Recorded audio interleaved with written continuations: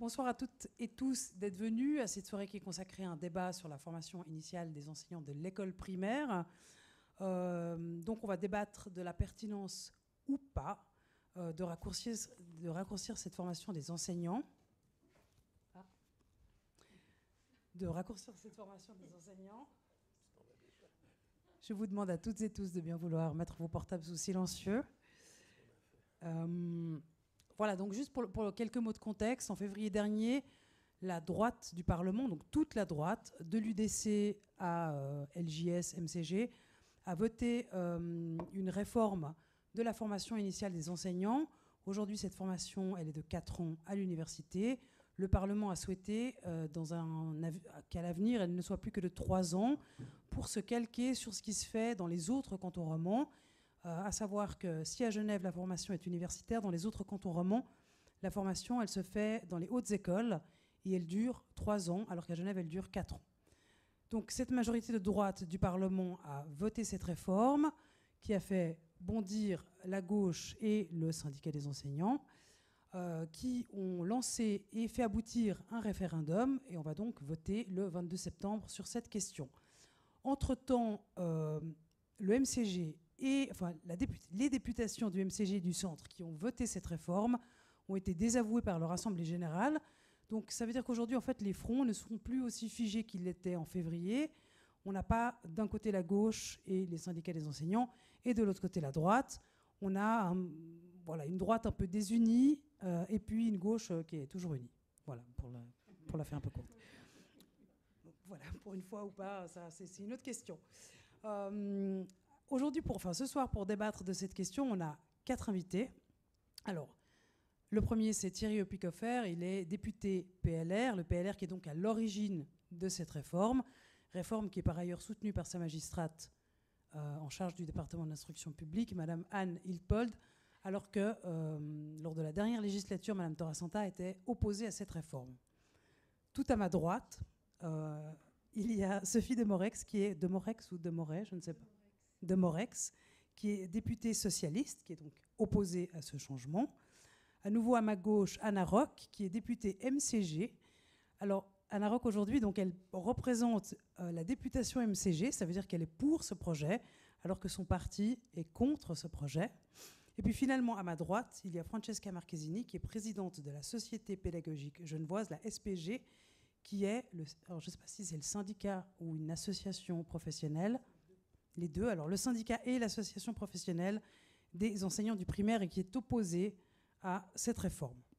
Voilà, maintenant que le cadre est posé, ce que je vous propose, c'est qu'on débatte grosso modo 1 heure et puis qu'ensuite on se prenne un petit moment pour les questions et qu'à la fin, on puisse encore continuer à échanger, si vous le souhaitez, autour d'un apéro. Voilà, très bien. Francesca Marchesini, peut-être que je commence par vous, parce que les futurs enseignantes et enseignants sont les premiers concernés par cette question. On l'a dit, Genève forme ses enseignants en 4 ans à l'université. C'est un bachelor plus 1 année, si je ne m'abuse. Vous défendez cette formation. Est-ce que ça veut dire que vous la trouvez satisfaisante? Oui, alors il faut prendre le micro. Et je crois qu'il est déjà allumé, il me semble. Oui, ok, parfait, magnifique. Alors la question c'est si je trouve la formation satisfaisante. Est-ce que vous trouvez que la formation actuelle est satisfaisante? Alors oui.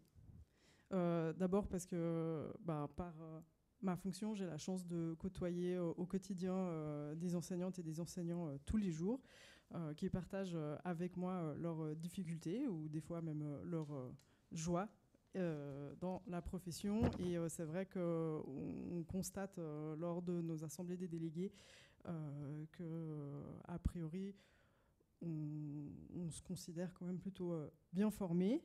Je dirais surtout après quelques années de pratique.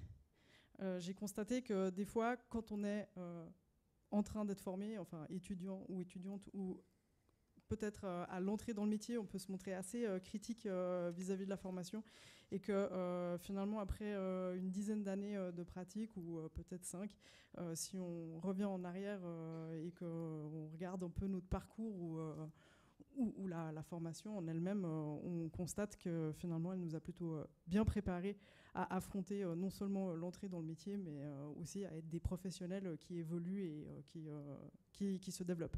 Après, c'est pas parce que je la trouve satisfaisante aujourd'hui que je la trouve suffisante, parce que j'aimerais quand même préciser que nous, en tant que SPG, on demande depuis plusieurs années une formation de niveau master. Master, c'est donc 3 plus 2. Oui.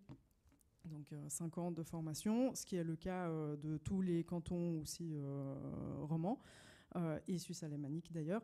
Et ça ne veut pas non plus dire qu'on considère qu'elle est parfaite. Hein. Je veux dire, comme toute formation, elle est certes perfectible, et en tant qu'association professionnelle, on a l'occasion de discuter aussi avec l'UNI pour aller dans ce sens-là. Mais voilà, en tout cas, je la trouve satisfaisante. Thierry Opeckhofer, vous, donc votre parti a initié cette idée de raccourcir cette formation. Quel regard vous portez-vous sur cette formation des enseignantes et des enseignants genevois ?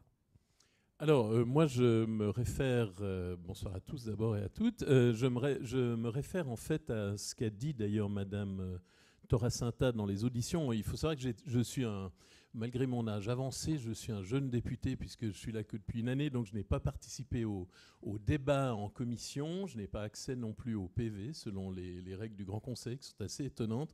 C'est-à-dire qu'on ne peut pas aller regarder les PV. Par contre, j'ai lu le rapport de 150 pages, ce que vous avez sûrement tous fait également, qui est assez intéressant parce qu'on voit que Madame Toracinta, à l'époque, donc dans l'ancienne législature, disait elle-même qu'il y avait beaucoup de modifications à apporter à la formation des enseignants. Par contre, elle était opposée à ce que Genève, finalement, sorte de l'exception, de la Genferei, diraient certains, d'avoir 4 ans de formation, alors que tous les cantons suisses ont 3 ans, et que les organes comme la CDIP, la CIIP, enfin... Donc juste pour préciser, la CDIP, c'est donc la conférence des directeurs cantonaux de l'instruction publique. Parfait, j'avais peur de me tromper dans la dénomination, c'est bien que vous la sachiez par cœur, magnifique. Donc c'est effectivement, entre-temps, c'est encore prononcé de nouveau pour une harmonisation à 3 ans de toutes les formations. La question, c'est évidemment pas de former moins bien, c'est juste de former mieux, c'est-à-dire d'améliorer, notamment sur le plan pratique. On donne souvent l'exemple du canton de Vaud où les enseignants à l'HEP ont 6 mois devant leurs élèves en direct, c'est-à-dire qu'ils voient tout de suite finalement s'ils sont faits pour ce métier ou pas, parce qu'il y a quand même une partie qu'on ne peut ressentir que quand on est vraiment dans la pratique, pas quand on observe un autre collègue, mais quand on le fait soi-même. Donc, je pense que comme Madame Toracinta à l'époque et comme Madame Ilpold quand elle est devenue chef du DIP, je pense qu'on peut trouver une formule qui dure une année de moins, qui permette de garder nos étudiants ici plutôt qu'ils aillent se former ailleurs pour gagner une année, et que donc ce projet est tout à fait justifié. Il n'est pas du tout pour faire une formation au rabais ou pour diminuer la formation des professeurs, plutôt pour l'améliorer, j'allais dire, en connivence, en dialogue avec eux. Vous avez cité donc Vaud, la HEP, donc la Haute École de Pédagogie de Lausanne, qui donc délivre un titre en 3 ans, un bachelor. Il y a un certain nombre d'étudiants genevois qui vont faire leurs études à Lausanne. Sophie de Morex, on sait qu'à Genève, il y a un numerus clausus, c'est-à-dire que pour entrer dans la formation d'enseignants, on choisit, je crois, une centaine d'étudiants, et il y a un certain nombre d'étudiants qui restent sur le carreau, qui ne pourront donc pas forcément se former à Genève, et qu'une partie de ces étudiants, une septantaine, seront ensuite faire ses études à la HEP vaudoise. Est-ce que ça, c'est quand même une grosse limite, non, de cette formation genevoise ? Merci. Je vais répondre brièvement à cette question, et je crois que la personne qui saura le mieux vous donner des informations au sujet, c'est ma voisine, Madame Marchesini. Effectivement, cet argument est régulièrement avancé.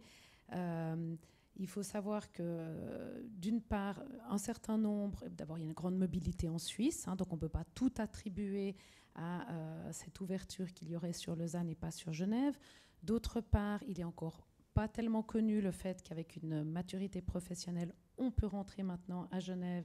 Et tu me contrediras si c'est pas exactement cette information-là. Donc ça, il y a tout un travail à faire. Et puis effectivement, il y a ce numerus clausus et la question des stages où il faut pouvoir, ce numerus clausus qui est aussi en rapport avec les stages pour pouvoir accueillir ces étudiants qui font énormément de pratiques à Genève, contrairement à ce qui a été véhiculé encore et qui est encore véhiculé aujourd'hui, des stages sur ces 4 ans. Et il faut pouvoir les accueillir dans une classe. Donc on pourrait bien augmenter le nombre d'étudiants, il faudrait à ce moment augmenter le nombre de stages et ce n'est pas tout simple à trouver des personnes formées pour accueillir les étudiants. Donc voilà, et puis cette mobilité qui est très intéressante, effectivement, de pouvoir se former également ailleurs. Alors, Roch, on vient de parler de ce numerus clausus. C'est un des arguments de la droite que de dire que c'est problématique à Genève et que ça pousse des étudiants à la HEP vaudoise. Est-ce qu'une des solutions, plutôt que de raccourcir de 4 à 3 ans, ce ne serait pas justement d'augmenter le nombre de stages ? Alors ça pourrait être une solution. Je ne crois pas que tous les étudiants qui vont, genevois, donc qui vont à l'école à Lausanne, c'est uniquement à cause de ce manque de place à Genève. Alors c'est vrai que je rejoins ma préopinante. Si on augmente le nombre d'étudiants, puisque la formation elle est ce qu'elle est à Genève, il faudra aussi augmenter les places de stage, ce qui n'est peut-être pas possible. Maintenant, je pense qu'il y a aussi des étudiants genevois qui vont sur le canton de Vaud par choix. Parce que c'est sur 3 ans, que c'est plus facile d'y accéder. Donc je ne pense pas que le numerus clausus est uniquement la raison pour laquelle il s'expatrie. Alors il me semble que dans une interview donnée à nos confrères de la Tribune de Genève, Madame Hilpold, excusez-moi, Madame Hilpold s'est exprimée sur la question du raccourcissement des études pédagogiques, de la formation des enseignants. Un des arguments qu'elle a avancé, c'est que ça arrangerait les étudiants de pouvoir entrer sur le marché du travail avec 1 voire 2 années d'avance, parce que, et alors là, vous m'arrêtez si je me trompe, mais pour l'instant, la maturité vaudoise se fait en 3 ans et la HEP vaudoise se fait en 3 ans. Donc ça veut dire que vous faites une maturité et un bachelor en 6 ans. À Genève, si vous voulez devenir enseignant, vous faites une maturité en 4 ans et ensuite un titre en 4 ans. Est-ce que vraiment il faut raccourcir les études pour entrer plus rapidement sur le marché du travail et pour arranger les étudiants? Est-ce que c'est un argument qui est recevable, Thierry Oppikoffer? Merci. Oui, écoutez, moi je fais partie d'une génération où tout le monde venait faire, j'ai fait du droit, tout le monde venait faire du droit à Genève parce que c'était 3 ans au lieu de 4 ans à Lausanne.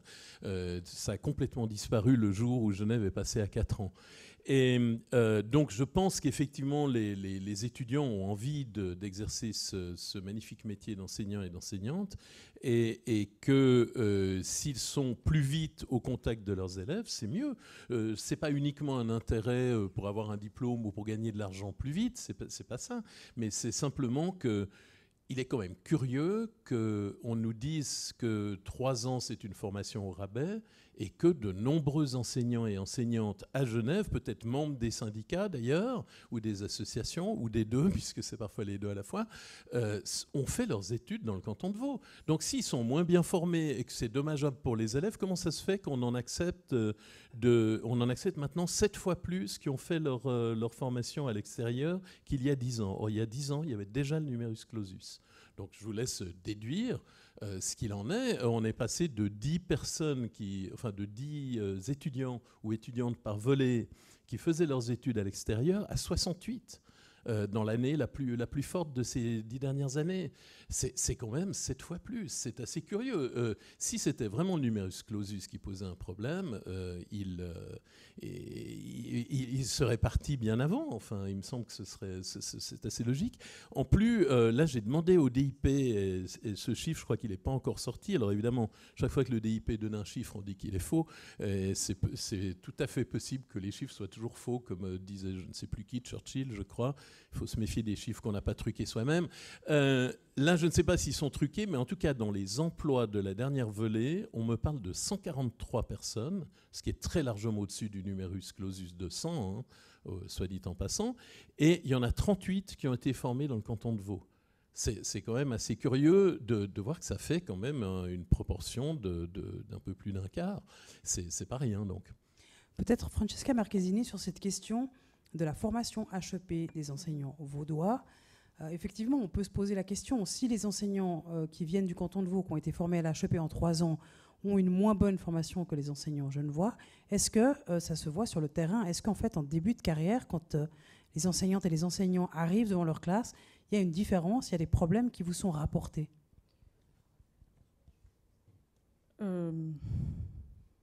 Je peux répondre par un autre angle à cette question. Je vous en prie. Merci. Pour moi, la question, c'est pas tellement si on veut former les enseignantes et les enseignants du primaire à la HEP ou à l'université, mais l'enjeu, c'est vraiment autour de la durée.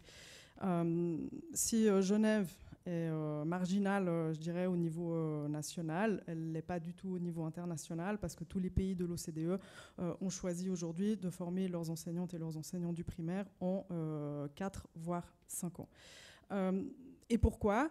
Notamment parce que les recherches montrent aussi que plus un ou une enseignante est formée et plus longtemps une enseignante est formée, plus elle reste dans le métier. Donc pour moi, la question, c'est pas tellement de savoir si elle va arriver dans le terrain ou face aux élèves le plus vite possible en 3 ans ou en 4 ans, mais c'est si elle va pas démissionner au bout de 4, 5 ou 6 ans. Donc là, pour moi, l'enjeu, il est quand même considérable. Aujourd'hui, nous, en tant que SPG, sans forcément faire de distinction entre nos collègues qui sont issus de la HEP, parce que moi, je ne tiens pas de statistiques. En fait, en vrai, je ne peux pas répondre à cette question, pas parce que je ne le veux pas, mais je n'ai pas les moyens d'établir des corrélations, et parce qu'en fait, quand je reçois des collègues, je ne leur demande pas a priori leur CV, et je ne sais pas forcément où ils ou elles ont fait leur formation.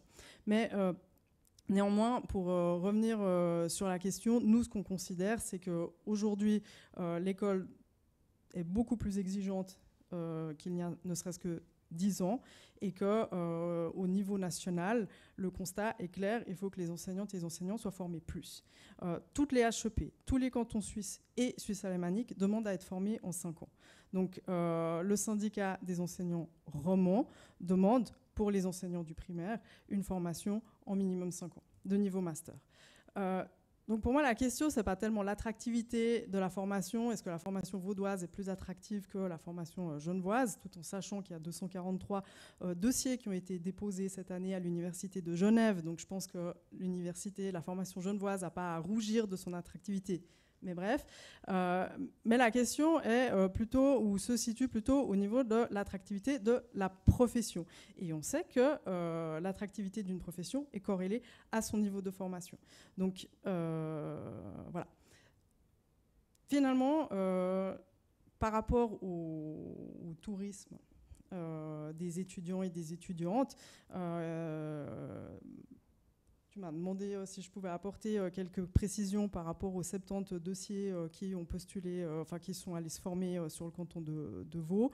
Ce qu'on constate, c'est qu'effectivement, comme tu l'as souligné, il y a les 25 qui ont fait la maturité pédagogique qui sont allés. Donc la maturité pédagogique, c'est celle qui s'obtient à l'ECG, voilà. Qui est une semi-nouveauté quelque part. Non, c'est pas si nouveau que ça, mais ce qui est nouveau, c'est que avec cette maturité, on peut aller à l'Université de Genève. Ça, par contre, c'est récent, parce que jusqu'à il y a 2 ans, je crois, on ne pouvait aller qu'à la HEP avec cette maturité. Et je pense que là, il y a un véritable enjeu déjà d'information, mais aussi, effectivement, autour de ce numerus clausus, parce qu'il y a effectivement des personnes, et ça, on le sait, qui ont peur de ne pas être retenues, et du coup qui s'auto-excluent ou qui n'essayent même pas de candidater à l'université. Ça, c'est une réalité. Donc là, effectivement, si c'est un problème, peut-être qu'il faut s'interroger sur ce numerus clausus, etc. Mais ça ne doit pas remettre en question la formation genevoise. Et j'ajouterai juste une dernière chose. Je sais que j'ai été un peu longue et je m'en excuse. Mais, je vous prie de m'en excuser. Mais la formation genevoise, au niveau national, est la seule aujourd'hui à former des généralistes. Des vrais généralistes, à savoir des enseignantes et des enseignants qui sont capables d'enseigner toutes les matières à tous les degrés de l'école primaire. Alors sur ce dernier point, on reviendra tout à l'heure parce que ça fait quand même partie du cœur un peu des réflexions et de l'opposition. Moi, j'aimerais juste, Anna Roch, avec vous, revenir sur la question de la durée des études. donc 3 ans contre 4 ans. Swiss Universities semble dire, donc la fêtière des universités semble dire qu'il faudrait plutôt densifier, voire rallonger les études pour faire face à un métier de plus en plus complexe. Nos voisins forment leurs enseignants en davantage d'années que les nôtres. Et nous, en tout cas la droite du Parlement, dit non, mais en fait il faut se calquer sur nos voisins romans et faire 3 ans au lieu de 4. Est-ce que vous n'êtes pas à rebours d'une tendance lourde qui est de dire il faut mieux former les enseignants? Alors, je ne vois pas les choses comme ça. Je pense que, et je suis contente d'entendre qu'au syndicat, on ne fait pas la différence entre ceux qui viennent, enfin ceux qui ont été formés ailleurs ou à Genève. Donc, c'est que ça ne se voit pas, entre guillemets. Moi, je suis convaincue de la formation continue tout au long de la carrière, parce que je pense que la société, elle évolue. Et quand on a fait, je ne sais pas, 10 ans, 15 ans d'enseignement, ce n'est pas forcément ce qu'on a appris à l'école il y a 15 ans qui peut nous servir sur le terrain.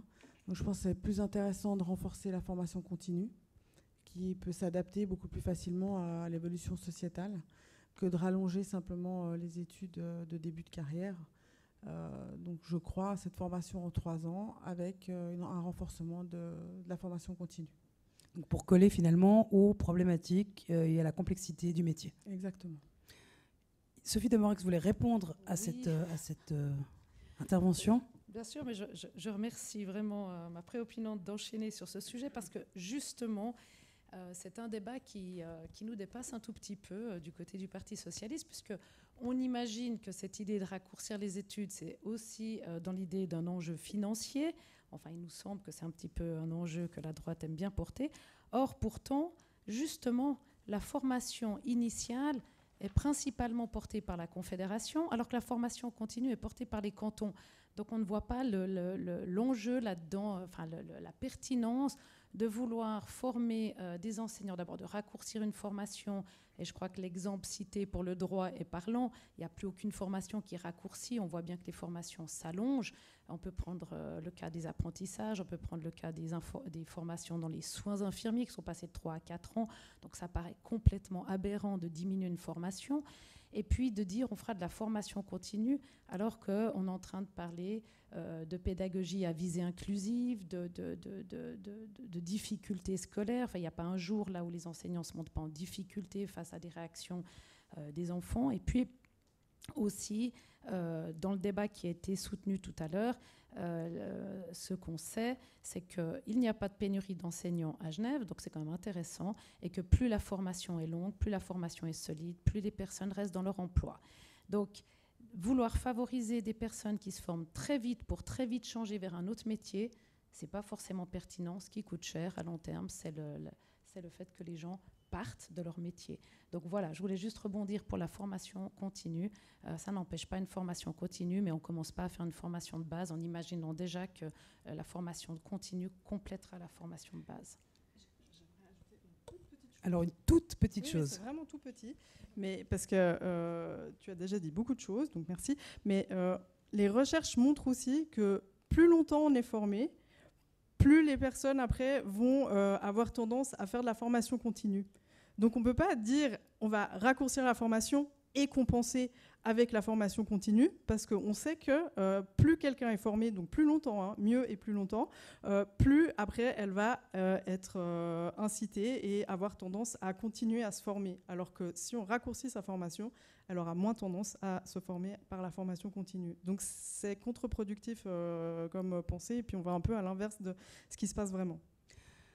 Thierry Opicofer, votre parti a plaidé très fortement pour ce raccourcissement, semblant penser, ou en tout cas pense, qu'on peut faire mieux, plus court. Alors, c'est exactement ce que j'allais dire. On énonce des principes, plus longtemps on est formé, plus longtemps on reste. Moi je remarque, puisqu'on parlait de soins infirmiers, que beaucoup d'infirmières quittent leur travail relativement tôt, qu'elles aient été formées longtemps ou pas. Et puis je remarque aussi, et ça c'est aussi une question d'âge, que quand je vais chez mon médecin, je suis très content qu'il fasse de la formation continue. Il a fait de longues études, mais il a fait des études extrêmement pratiques et très bien organisées, du moins je l'espère. Et je ne vois pas pourquoi la quantité serait préférable à la qualité. Et c'est en réalité ce que vous êtes en train un tout petit peu de dire, c'est-à-dire que si on reste plus longtemps, c'est un peu comme... je profite d'ailleurs pour saluer la résilience du courrier dans la crise de la presse actuellement. C'est un peu comme si on nous dit les journaux sont de moins bonne qualité parce qu'il y a moins de journalistes. Oui, s'il reste 3 journalistes, ça pose un problème, j'en suis bien d'accord. Par contre, je ne sais pas si vous connaissez le nombre de journalistes au Temps ou à la Tribune à la Belle Époque. Je vous recommande de les vérifier et vous vous rendrez compte que la quantité de personnes ou la quantité d'années de formation ne change pas obligatoirement la qualité du résultat. Il faut vraiment que la formation soit de bonne qualité. Il y a une chose aussi qui est quand même un peu un procès d'intention dans toute cette histoire, c'est que Anne Ilpold est issu, comme moi d'ailleurs, de l'ancien Parti radical, qui est le créateur de la démocratisation des études, le promoteur de la démocratisation des études. Ça n'est pas une ultra-libérale qui veut faire des économies à tout prix et écraser les professeurs sous son... C'est quand même un argument qu'on a entendu. Les étudiants qui utilisent sur le canton de Vaud nous coûtent 5 millions par année. Oui, 4,5, très exact. 4,6, dernier prix, d'accord. Vous voyez que vous êtes aussi très branché chiffres, hein, finalement. Non, mais en fait, bien sûr qu'il y a cet argent qui est dépensé pour que les étudiants genevois aillent en HEP, mais indépendamment de ça, le total des économies éventuelles est relativement négligeable. Le but, c'est réellement d'harmoniser la formation comme on a harmonisé l'enseignement. Tout le système Armos, c'est bien une harmonisation, comme son nom l'indique, à vrai dire. Pourquoi ne pas harmoniser la formation et la rendre plus qualitative? Je vous le dis, Anne Toracinta avait dit non, mais restons à 4 ans, mais on va tout améliorer, on va faire plus de pratique. Eh bien, nous disons, passons à 3 ans comme tous les autres et faisons plus de pratique. Francesca Marchesini, on en vient à la pratique. C'est un argument qui a passablement été énoncé durant le débat, à savoir qu'à Genève, on serait trop intellectuel, enfin je schématise, hein, qu'il n'y aurait pas assez de pratique durant la formation de 4 ans et qu'à contrario, dans les HEP, il y aurait davantage de pratique. C'est des chiffres, en tout cas, que les étudiants, enfin ce sont des faits que les syndicats contestent. Vous avez d'autres chiffres, hein, Francesca Marchesini. Des chiffres que vous aviez donnés lors de la conférence de presse, la toute première conférence de presse. Vous aviez dit non, à Genève, en fait, il y a davantage de pratique durant les études que dans les HEP. Alors, Genève est la formation qui propose le plus de temps sur le terrain, je dirais, aux étudiants et aux étudiantes, à savoir que ce temps s'élève à 40% de leur temps de formation. Par rapport à la HEP Vaud, où les étudiants et les étudiants passent 25% de leur temps dans les classes. Donc la question de la pratique, pour moi, elle n'est pas pertinente dans ce débat. Après, on a évoqué tout à l'heure la question des stages, en disant qu'à la HEP, les étudiants et les étudiants avaient un stage de 6 mois dans les classes, un stage en responsabilité. Il faut quand même savoir qu'à Genève, si les étudiantes et les étudiants n'ont pas de stage qui dépasse 4 semaines, c'est pour des questions financières, parce qu'au-delà de 4 semaines, il faudrait les rémunérer. Donc moi, je veux bien qu'on allonge les temps de stage et qu'on les rémunère. Il faut savoir que la HEP, elle dédommage ses étudiants et ses étudiantes en cours de formation. Mais là, ce serait de nouveau la question de l'argent qui reviendrait sur la table. Alors, autre argument sur lequel la droite et la gauche et les syndicats ne sont pas d'accord, c'est la question de la portée de cette formation. Aujourd'hui, à Genève, si vous faites un bachelor et vous faites vos 4 ans, vous pouvez enseigner de la première primaire à la 8e primaire, c'est-à-dire tout l'entier de l'école primaire. Certaines HEP dans d'autres cantons permettent aussi une formation généraliste, mais par exemple, dans le canton de Vaud, il faut choisir. Il faut choisir si on va se former pour le cycle élémentaire, de la première à la 4e primaire, ou si on va se former pour le cycle moyen, c'est-à-dire de la 5e à la 8e primaire. Est-ce que ça, c'est un risque ? Alors, ça peut être un risque, bien sûr, mais les chiffres démontrent qu'il y a très peu de demandes, en fait, je ne sais pas comment on appelle ça, mais de changement de degré au niveau des professeurs. Et ça, c'est encore la conseillère d'État qui l'a dit à la dernière plénière, ou en commission. Donc ça représente vraiment très peu d'enseignants qui changent de cycle en fait, durant leur parcours professionnel.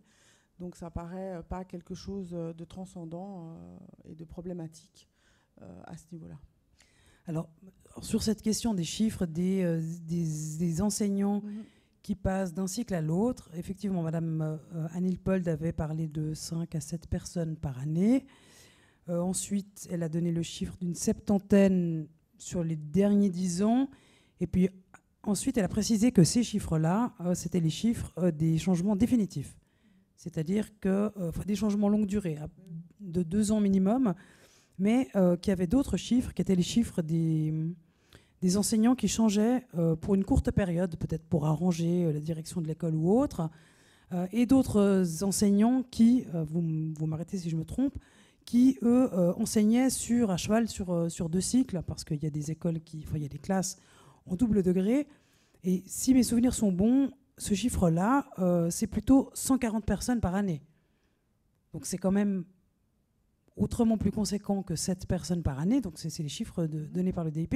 Est-ce que pour vous, ça change quelque chose entre 5 personnes par année et 140 personnes par année? Alors, bien sûr, le chiffre, le delta est important, mais sans parler de chiffres stricto sensu, ça n'a pas l'air de poser de problème aujourd'hui.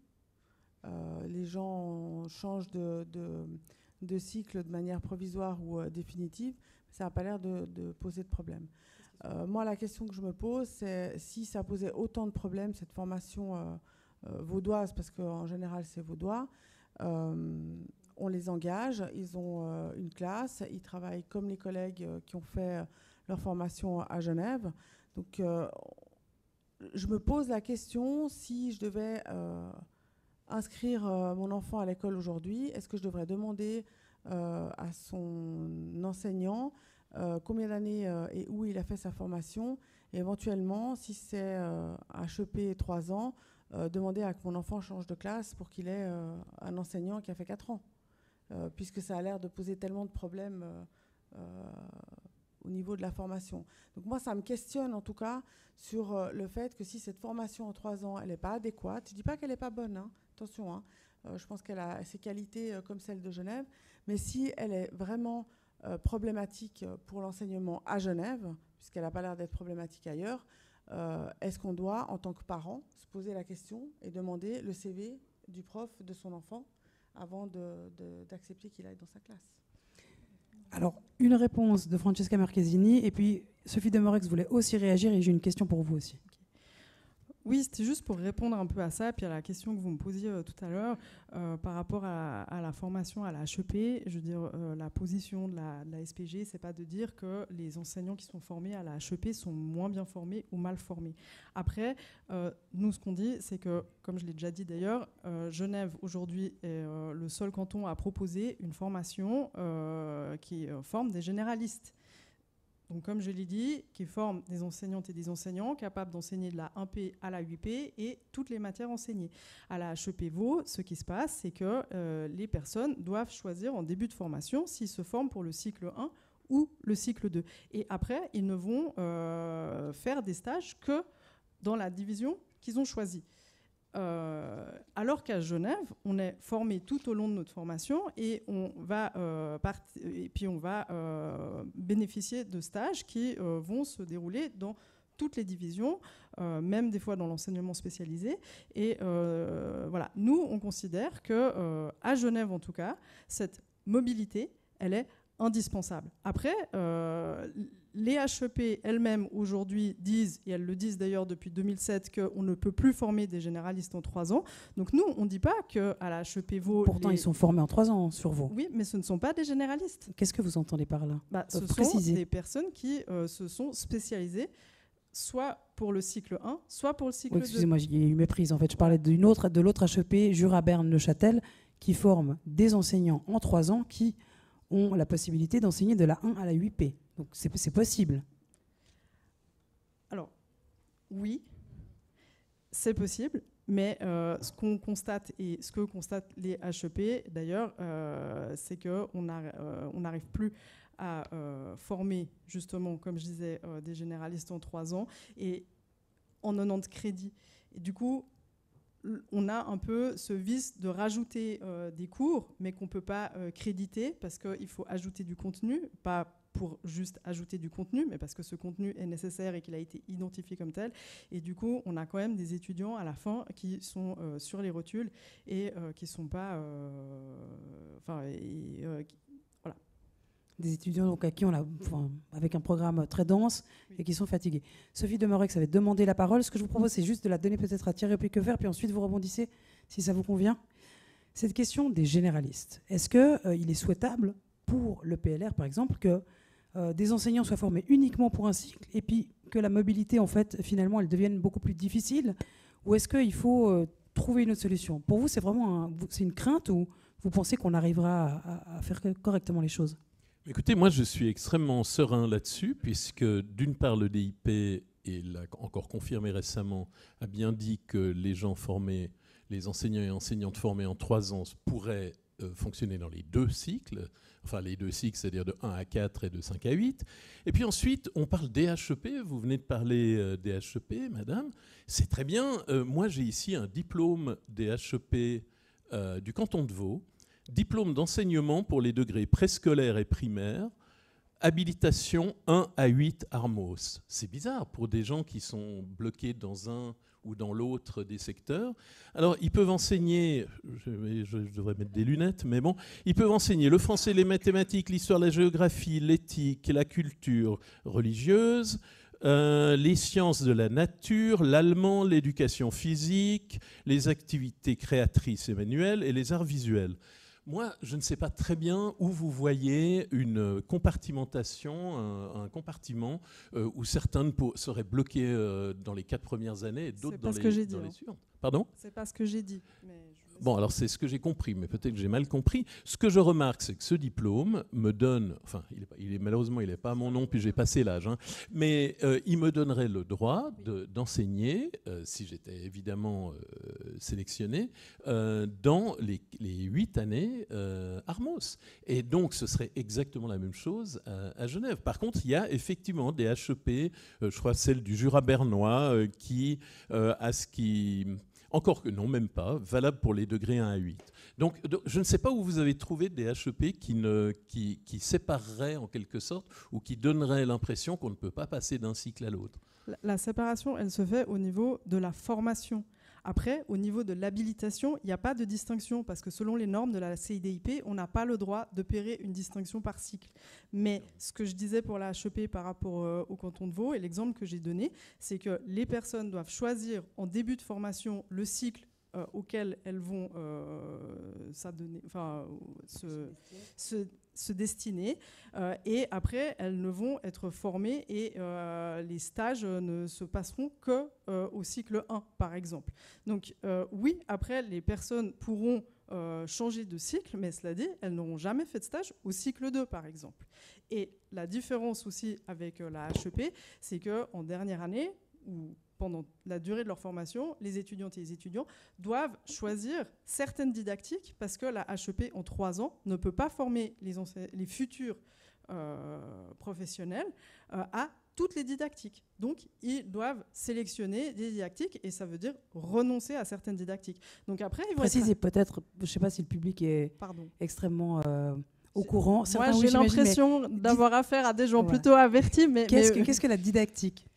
Qu'est-ce que la didactique ? Vous dites qu'il faut choisir certaines didactiques. Oui, pardon, mais en fait, pour chaque discipline qu'on enseigne, il y a une didactique, par exemple, de la géographie, c'est l'art de pouvoir enseigner la géographie. Voilà. Et puis, donc nous, à l'école primaire, on est habilité à enseigner 14 ou 15 disciplines, suivant. Voilà. Mais la HEP n'a plus les moyens de former à toutes les didactiques. Donc, sur le canton de Vaud, par exemple, il y a des choix qui doivent être opérés, donc des didactiques auxquelles les étudiantes et les étudiants renoncent. Et j'ai appris, par exemple, que la didactique de l'éducation physique était très demandée par les directions d'établissement. Donc, je ne sais pas pourquoi, aucune idée. J'ai trouvé ça anecdotique et amusant, mais voilà. Donc, le diplôme n'a pas le droit d'opérer une distinction. Donc, si le diplôme, la formation opère une distinction, oui. Mais par contre, une fois que vous avez le diplôme, il n'y a plus de distinction. Il n'y a plus de distinction. Donc c'est quelque chose un peu, on coupe la poire en deux. Juste, Sophie Demeureux, ça avait demandé la parole tout à l'heure. Je vous la donne. Et puis ensuite, peut-être qu'on rebondit sur autre chose. Allez-y, je ne sais pas si vous vouliez, ce que vous vouliez dire tout à l'heure. Oui, peut-être pour préciser, et si on veut faire un peu une analogie, c'est normal qu'un diplôme soit un diplôme qui permette d'entrer dans n'importe quel degré, parce que c'est un diplôme, entre guillemets, c'est un diplôme suisse. Si on veut faire des comparaisons avec certains apprentissages, que je connais un petit peu mieux, et je ne suis pas en train de dire que ça vaut un apprentissage, mais un apprentissage d'ASE, si vous avez fait un apprentissage d'assistant socio-éducatif dans la petite enfance, vous ne serez pas engagé forcément dans un EMS, et ce n'est pas là que vous trouverez du travail. Mais vous avez un diplôme d'ASE. Et donc, ces personnes-là ont bien effectivement un diplôme, mais quand à Genève, elles vont venir pour être engagées, on ne va pas leur donner une classe de grand degré quand elles ont fait tout leur stage en petit degré. Donc concrètement, on ne peut pas dire qu'elles aient plus de stages puisqu'elles ont des stages qui sont profilés sur une orientation plutôt petite. Mais manifestement, le département d'instruction publique ne pourrait pas dire « votre diplôme ne vous permet pas de ». Non, mais simplement, au moment où vous candidatez pour un poste, on ne va pas vous donner un poste pour des grands quand vous n'avez jamais eu de stage pour des grands et que vous sortez d'une école vaudoise. Donc, ce que moi, j'aurais voulu qu'on prenne un tout petit peu de la hauteur, et c'est pour ça que j'ai réagi avant, c'est qu'il ne s'agit pas de savoir si son enfant doit le retirer d'une classe parce que l'enseignant est allé à un endroit ou à un autre. Je crois que le débat, il tourne parfois autour des enfants, parfois autour des enseignants. Le débat autour des enseignants, il est important, et c'est un débat qu'on défend en tant que Parti socialiste.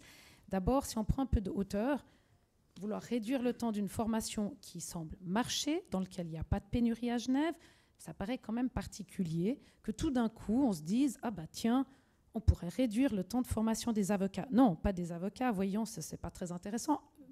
Voyons, allez, ni des médecins. Non, pas des médecins. Prenons un métier bien féminin. Après s'être attaqué à la petite enfance, on monte juste de quelques étages, puis on s'attaque à l'enfance. Et puis, comme c'est pas sympa d'avoir de la mobilité dans un domaine, on va cloîtrer les gens en leur disant « Vous allez étudier les petits ou les moyens ». Alors qu'on vient d'élargir la formation d'éducateur du jeune enfant, qui avant, vous savez, c'était jardinière d'enfants, nurse. Maintenant, c'est 0-12 ans. Et puis tout d'un coup, par contre, les enseignants, ils devraient tout d'un coup avoir une formation qui est plus axée sur des petits ou des moyens. Donc cette mobilité, elle est importante. C'est aussi cette mobilité qui permet à ce que les personnes restent longtemps, parce qu'il n'y a pas d'évolution quand on est enseignant que d'être enseignant. Donc c'est une super évolution de savoir qu'on peut bouger. On ne bougera peut-être pas, mais de savoir qu'on peut bouger. Et puis, pour le DIP, c'est super de savoir qu'en cas de remplacement, on peut bouger un enseignant. Donc moi, je voulais qu'on prenne un tout petit peu de la hauteur pour se dire, mais au fond, pourquoi on s'attaque à une formation qui a fait ses preuves? On veut copier les autres sans savoir que les autres veulent nous copier. Donc on est en train de dire qu'il faut réduire, mais les autres sont en train de dire qu'il faut augmenter. Et puis, j'aurais envie de le dire, c'est un peu une voix socialiste, c'est une profession féminine, il y a beaucoup de femmes, ça touche les enfants. C'est un très très bon bouc émissaire pour s'y attaquer. Anna Roch, est-ce que la volonté de raccourcir la formation des enseignants et alors, en majorité des enseignantes, c'est une attaque contre les femmes? Non, alors pas du tout. Mais ça reste un métier majoritairement féminin. Alors écoutez, aujourd'hui, je ne crois pas que ce soit majoritairement féminin. 75% de femmes à l'école primaire. Bon, très bien. Moi, j'ai pas. Je crois pas que c'est une histoire de genre. Ça n'a rien à voir avec le fait d'attaquer ou pas un métier fortement représenté par les femmes. Je crois pas du tout que le débat il se situe là. Enfin, je suis un petit peu surprise de ce genre d'argument. Non, je crois pas du tout en fait. Mais pour vous, le débat il se situe. Est-ce que c'est un débat qui doit être économique? Est-ce que c'est un débat qui doit être d'harmoniser avec Genève, enfin avec la Suisse, pardon? Est-ce que c'est un débat qui doit être d'harmoniser avec d'autres pays? Ou est-ce que c'est un débat où il faudrait peut-être écouter ce que disent d'abord les professionnels et puis Swiss Universities? Parce que là, on a, alors d'un côté, les universitaires qui aimeraient rallonger les études parce qu'ils estiment que c'est trop complexe ou de plus en plus complexe et donc il faut mieux se former plus longtemps. Et de l'autre côté, on a justement la conférence des directeurs cantonaux de l'instruction publique qui manifestement, elle, freine des cas de fer et dit non, non, non, on ne veut surtout pas augmenter. Et donc là, vraiment, on a un conflit politique contre professionnels. C'est quand même un peu étrange de dire que les politiques n'écoutent pas les experts en la matière. Écoutez, moi, je pense que c'est plus un débat qui se situe au niveau du pragmatisme. moi, j'ai pas forcément le même son de cloche, même des professionnels. Je connais des enseignants qui ont fait les études à Lausanne. Ils se sentent ni moins bien formés, ni désuets devant leur classe. Donc, j'ai pas du tout ce même discours. Je comprends que chacun défende son bout de gras, et puis celui qui a fait ses études à Genève pense que ses études sont très bien. Encore une fois, je crois qu'on ne remet pas en question la qualité de l'un ou de l'autre. Moi, je suis assez choquée d'entendre que le diplôme des HEP, l'exemple qui a été donné, c'est Vaud et quoi, Jura, je crois que tu as dit, ou Bernois, je sais plus, enfin Jura bernois, que sur le papier c'est écrit blanc et puis que sur le terrain c'est noir. Enfin, j'ai un peu de peine avec ça. Je dirais à un moment donné, quand on a un CFC d'ASE, ASE, c'est assistante socio-éducative. C'est vrai qu'on peut le faire en généraliste, on peut le faire en maison de retraite ou dans la petite enfance, mais ça n'empêche pas du tout de trouver du travail, même si on a fait en maison de retraite, de se retrouver après en crèche.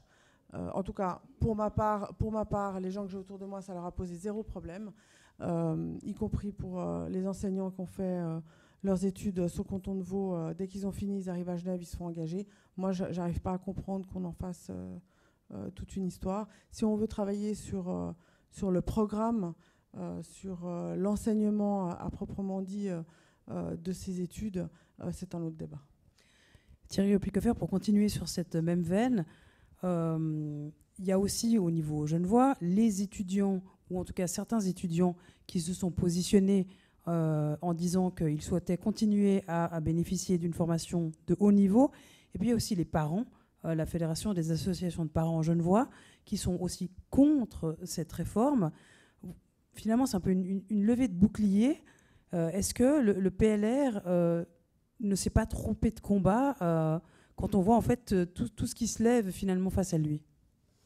Écoutez, c'est un peu le problème qu'on a. Moi, je fréquente beaucoup les milieux de l'immobilier et du bâtiment. C'est le même problème qu'on a quand un enfant veut faire un apprentissage. Par exemple, on lui dit non, fais l'université, ça fait plus chic. Je crois que tout le monde tient à son institut universitaire, simplement.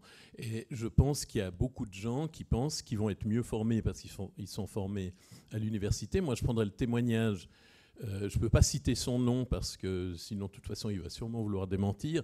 Un de nos anciens collègues députés d'Ensemble à gauche qui a commencé sa carrière comme mécano, je crois, ou dans une carrière vraiment manuelle, qui ensuite s'est formé et devenu prof. Et il disait il y a au moins une année, voire une année et demie de pure théorie académique qui me semble exagérée. Alors, c'était il y a des années, c'était probablement il y a 15 ou 20 ans. Pardon ? Ce n'était pas la même formation. Non, ce n'était pas exactement la même formation. Mais ça dépend de l'âge du député en question. Absolument, oui. Alors là, malheureusement, je n'ai pas fait d'analyse ADN ou carbone 14 pour savoir exactement. Il commence à vieillir, comme tout le monde. Bref, non, ce qui est sûr, c'est qu'on nous dit que les HEP veulent absolument allonger, que tous les pays veulent allonger. Moi, j'ai un communiqué de presse du 18 juin 2024, c'est donc pas très ancien, de la conférence intercantonale Instruction publique et culture Suisse romande et Tessin, qui parle du projet Calliope, qui vise à renforcer et à accompagner dès l'entrée en profession et ensuite de façon continue les enseignants, et qui parle toujours de 3 ans. Donc ce que je n'arrive pas à comprendre, c'est pourquoi on prête justement une mauvaise intention. On va même jusqu'à dire que Anne Leopold, qui est une féministe reconnue, cherche à attaquer les femmes et les enfants. Mais enfin, franchement, barbe bleue, c'est un peu ridicule. Non, sérieusement, c'est un peu ridicule. Anne Leopold, comme moi, du moins je vous prie de le croire, et comme mes collègues du PLR, sont attachés à une formation de qualité et à l'avenir des jeunes et à des enseignants et enseignantes de qualité.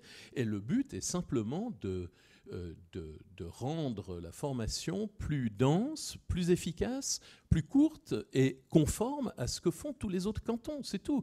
Maintenant, si dans 5 ans, dans 10 ans, la Suisse entière décide de passer à 28 ans de formation, là on pourra en rediscuter, mais enfin, peut-être pas 28 ans, d'accord, j'exagère un peu.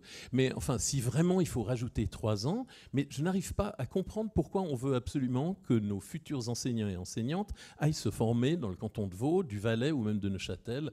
Il y a quelques cas aussi à Neuchâtel. Ça me semble étonnant de ne pas vouloir que les gens restent ici. Maintenant, je suis entièrement d'accord avec vous, mais c'est probablement une question de génération. Je n'arrive pas à comprendre que des étudiants aient envie de rester plus longtemps sur les bancs de l'université. Ça, bon, j'en ai des très bons souvenirs, mais j'ai un peu de peine. Si on m'avait dit, tiens, tes études vont être prolongées de 3 ans, je crois que j'aurais pas beaucoup apprécié à l'époque. Mais bon, maintenant, la jeunesse change probablement. Je sais pas, moi j'ai fait lettres, donc autant vous dire qu'entre la durée théorique et la durée pratique, il y avait une petite différence. Moi, alors, j'ai bien compris que vous voulez réagir, mais j'ai quand même une question. Effectivement, les professionnels ont un discours, les politiques ont un autre discours. Comment est-ce que vous appréhendez cette différence? Est-ce que vous avez le sentiment que les politiques sont déconnectés ou qu'ils ont d'autres priorités que les vôtres? Je trouve toujours un petit peu compliqué quand les politiques s'expriment quelque part par rapport à l'école, notamment vu qu'ici il s'agit de ça, à la place des professionnels sans les consulter. Donc là, en l'occurrence, c'est vrai que ça soit les enseignantes et les enseignants à travers la SPG, les étudiants et les étudiants à travers la DFEP ont largement soutenu une formation en 4 ans. C'est vrai que là, la voix des professionnels, elle est assez claire. On a besoin d'une formation en 4 ans, voire plus. C'est vrai que c'est étonnant de persister à dire non, nous, on sait mieux comment vous devez vous former. Le reste de la Suisse fait en 3 ans, donc vous allez faire en 3 ans. Alors que, comme je le dis déjà plusieurs fois, dans le reste de la Suisse, les professionnels et les HEP demandent à passer en 4 ans. Par rapport à Calliope, pour moi, ce projet de formation continue, c'est clairement une manière de dire que la formation initiale, aujourd'hui, elle ne suffit plus, donc qu'il faut la prolonger pour répondre aux besoins exprimés par les professionnels et les futurs professionnels. Mais est-ce que cette formation continue, c'est pas quelque chose d'extrêmement important? Parce que la formation continue est hyper importante. Voilà, on est quand même d'accord de dire qu'une fois qu'on est formé et qu'on arrive devant ces élèves à 23 ans peut-être, 23, 25 ans, je ne sais pas, 20 ans après, si on n'a pas fait de formation continue, est-ce qu'on peut être d'accord qu'on est complètement à côté? Ou qu'on a loupé quelque chose ou qu'on ne peut plus être un bon enseignant? Alors, moi, je dirais ça par rapport à tous les métiers. Hein. Je veux dire, de toute façon, on est quand même dans une société où les choses évoluent et elles évoluent assez vite. Donc, le fait de se former tout au long de sa carrière est évidemment valable pour les enseignantes et les enseignants, mais comme pour tous les autres, là, j'ai envie de dire. Mais dans l'enseignement, en tout cas au DIP à Genève, la formation continue est riche et elle est très investie par le corps enseignant. J'ai beaucoup de revendications par rapport à la formation continue, mais là, la question n'est pas d'opposer l'une et l'autre, parce que pour moi, elles sont complémentaires et essentielles, mais on ne peut pas, sous prétexte de compenser par la formation continue, raccourcir la formation initiale. Comme j'ai déjà dit, le calcul n'est pas bon, parce qu'on voit que plus les gens se forment déjà à la base en formation initiale, plus après, ils vont être conduits à poursuivre leur formation à travers la formation continue. Merci. Ce que je vous propose, si ça convient à tout le monde, oui, alors très très vite. Oui, pardon, mais c'était quand même un peu pour détailler ces 70 étudiants qui y restent formés, qui vont se former. Qui vont, oui, absolument. Mais oui, parce que on parle toujours de la HEP, mais effectivement, comme vous le disiez avant, il y a Vaud, il y a aussi Neuchâtel, etc. Après, on parle jamais des étudiants valaisans qui viennent, par exemple, se former à Genève, parce que ceux-là, ils existent aussi quand même. Mais sur les 70 là qui sont allés à la HEP et qu'on a pu comptabiliser, comme on l'a déjà dit avant, il y a les 25 qui viennent de la maturité pédagogique. Donc de l'ECG. Il y a une vingtaine qui en fait ont été recalés au numerus clausus à l'Uni, dont on a pu retrouver les traces. Et après... Non. Et après, il reste une vingtaine, effectivement, qu'on n'arrive pas forcément à expliquer pourquoi ils ont préféré se former à la HEP plutôt qu'à Genève. Et c'est là où moi, j'ai identifié un nouveau profil dont on a très peu parlé, c'est en fait les reconversions professionnelles. Et donc, on parle plutôt de personnes qui ont 30, voire 40 ans et qui cherchent... pour ces quelques personnes, effectivement, le fait d'avoir une formation plus courte est un enjeu. Et du coup, celle-ci, effectivement, elle choisirait d'aller à la HEP parce que c'est 3 ans et que à leur âge et dans leur contexte de vie, une année de plus ou de moins, ça peut effectivement faire la différence. Donc, ce que je disais, c'est que si ça vous convient à tous, je vous propose qu'on conclue maintenant par un moment de parole pour chacun. Vous dites ce que vous voulez, vous êtes complètement libre. Et puis ensuite, on pourra répondre, enfin moi non, mais nos invités pourront répondre à vos questions si vous en avez. Peut-être qu'on commence par Thierry Apicoffer, un mot de conclusion. Oui, alors simplement pour dire que, je dirais simplement, je l'ai déjà dit d'ailleurs, mais il vaut mieux se répéter que se contredire. Je pense que ce projet a pour but d'améliorer et de renforcer la formation en réalité. Il est tout à fait bienveillant à l'égard des enseignants, des femmes, des enfants et de tout le monde. C'est vraiment un projet qui a pour but d'harmoniser, de supprimer une particularité genevoise qui n'a plus lieu d'être, à vrai dire.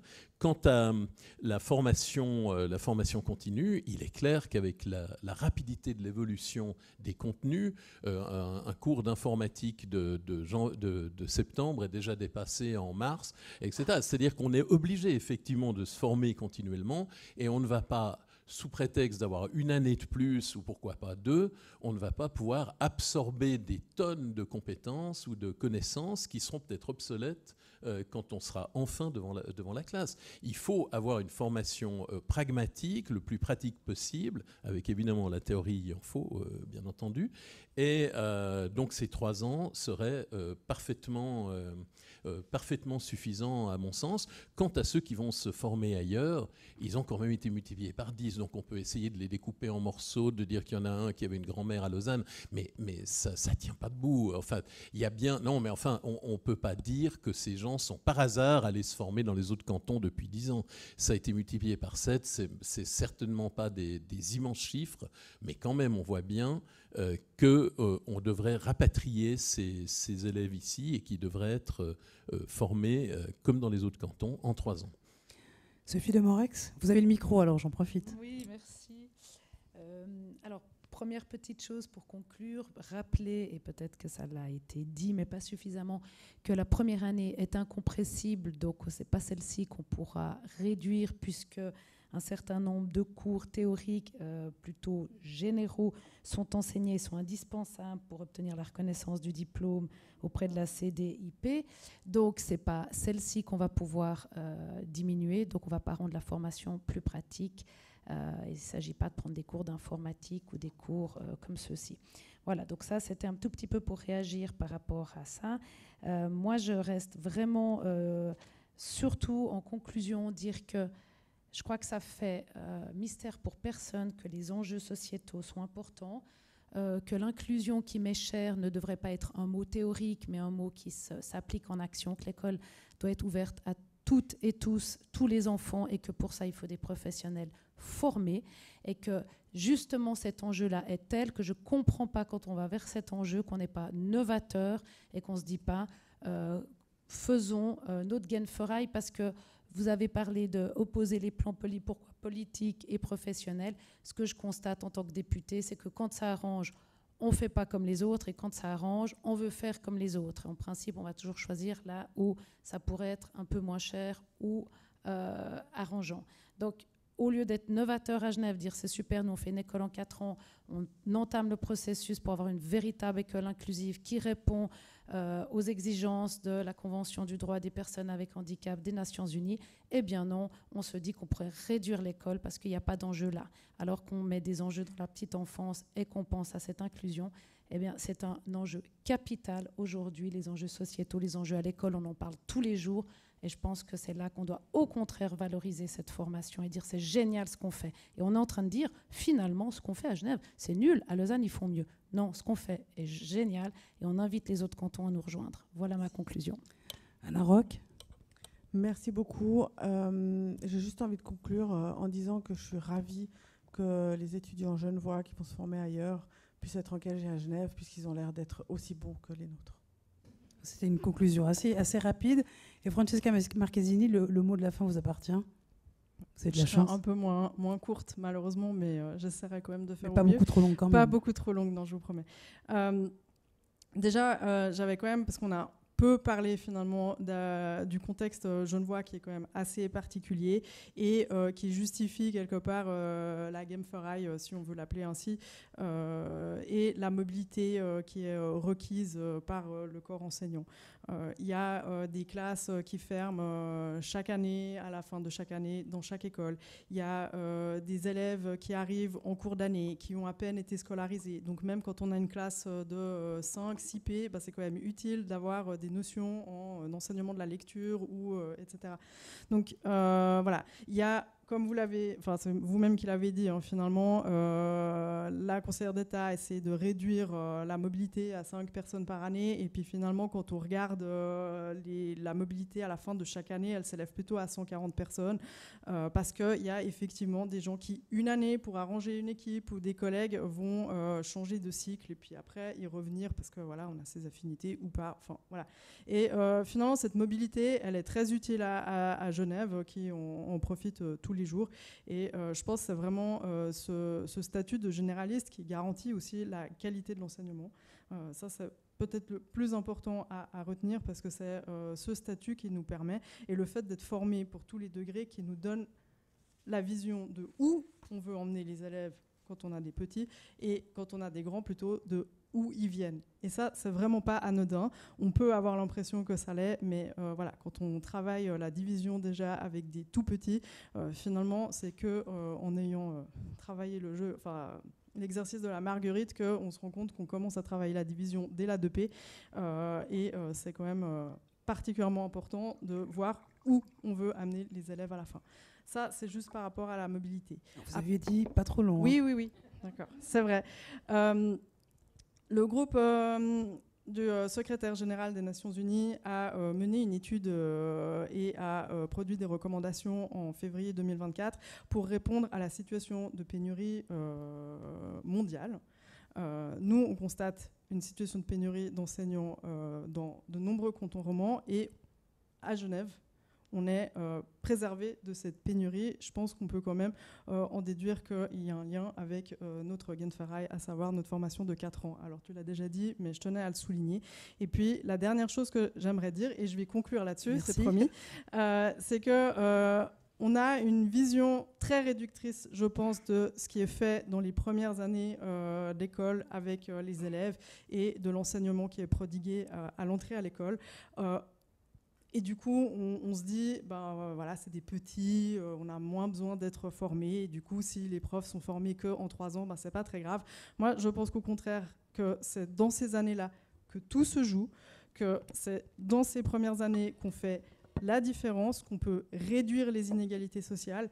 Et c'est aussi dans ces années-là qu'on peut faire le plus de dégâts. Donc, moi, j'arrive pas à comprendre qu'on puisse, quand on connaît ces enjeux, se dire, c'est pas grave si les profs en 1P, 2P sont moins bien formés, quand on sait finalement l'impact que ça peut avoir sur l'ensemble de la scolarité. C'était donc le mot de la fin. C'était le mot de la fin. Merci à vous 4 en tout cas d'avoir répondu à notre invitation. Petite précision, et on a une mini bataille de chiffres tout à l'heure sur combien coûtaient les étudiants genevois qui partent sur le canton de Vaud. C'est M. Picofer qui avait raison, c'est 4,5 millions et pas 4,6 millions. Je me suis trompée, désolée. Vous me direz pour 100 000 francs, ça va, mais quand même. Ce que je vous propose peut-être, c'est qu'il y ait un moment d'échange, pas non plus excessivement long, mais que vous puissiez peut-être poser des questions. Dites à qui vous posez une question, et peut-être présentez-vous, question qu'on sache d'où vous posez cette question.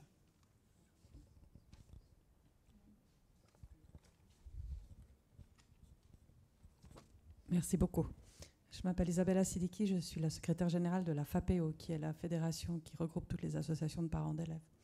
Alors je vous remercie tous les 4 pour tous vos échanges et les différents éclairages, les angles. Évidemment, vous avez chacun une vision qui est façonnée par votre conviction, et ça nous permet de mieux appréhender ce problème qui, pour être tout à fait transparente, questionne énormément la FAPEO sur est-ce que dans ce débat, on peut remettre au cœur, il y a des enseignants qui sont responsables de l'éducation des enfants qui vont créer la société de demain.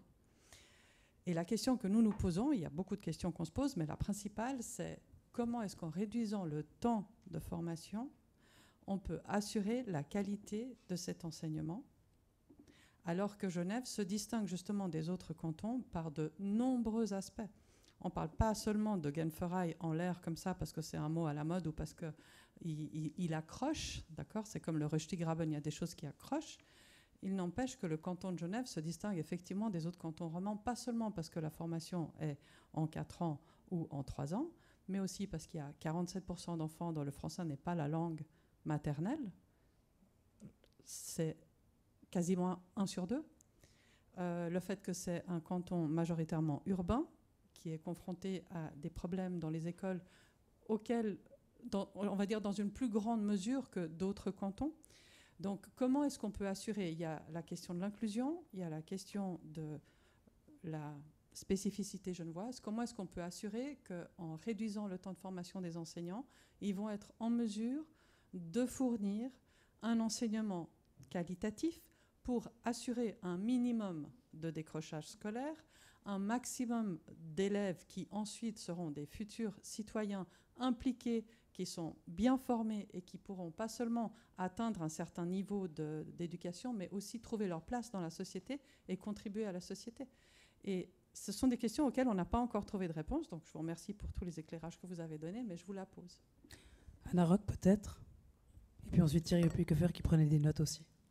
Merci pour cette question qui est évidemment cruciale, hein, et je vous rejoins. J'ai envie de vous dire qu'on a déjà des enseignants qui sont formés en 3 ans dans nos écoles, donc qui font le job. Donc, voilà. Alors, il y a évidemment des enseignants qui sont mieux que d'autres, mais je crois que ça, c'est dans tous les métiers du monde.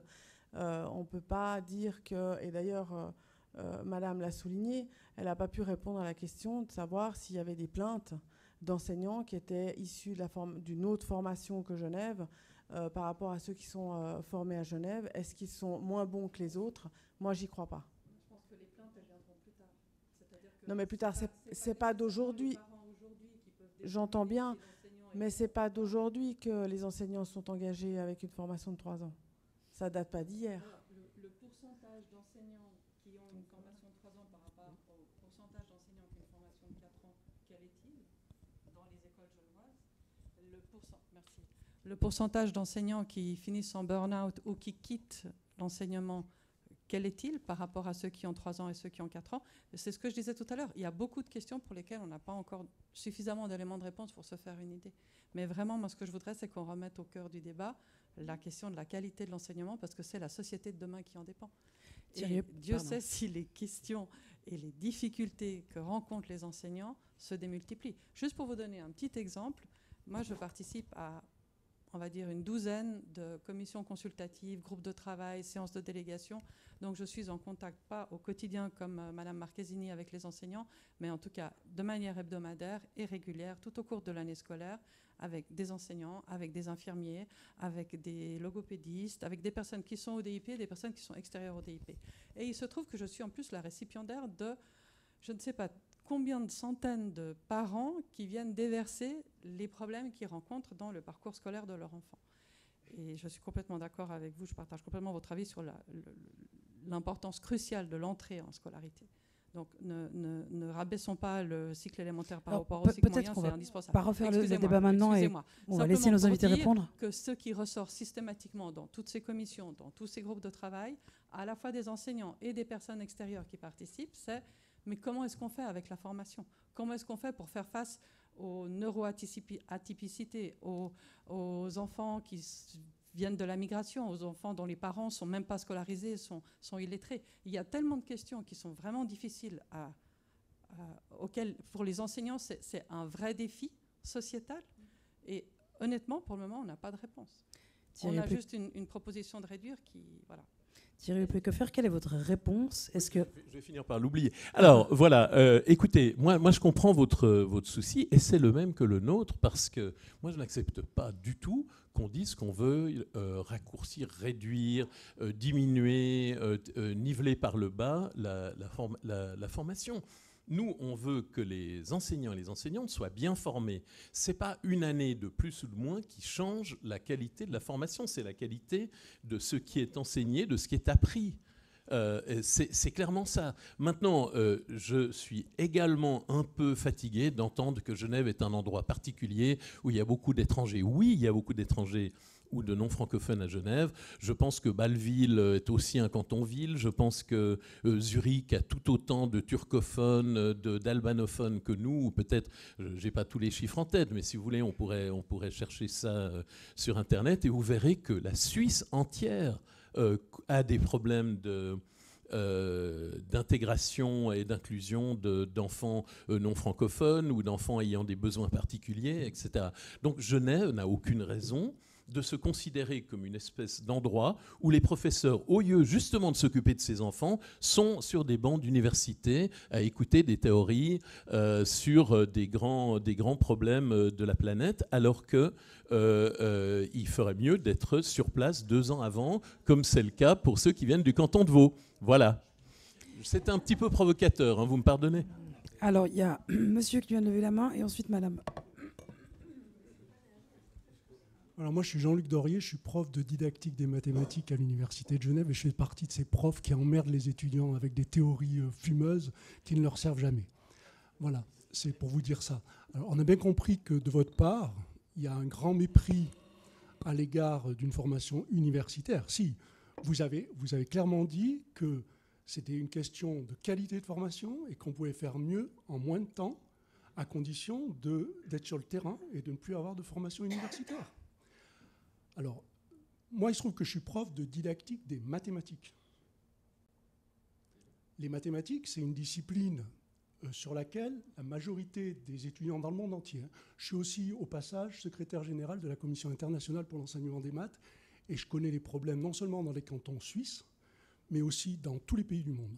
Je peux vous donner des niveaux de formation des enseignants dans plein de pays qui sont beaucoup plus pauvres que la Suisse, et où on met beaucoup plus de moyens, à la fois humains et financiers, pour avoir une formation de qualité, et je vous rejoins madame, de ceux qui seront en charge de former les citoyens de demain.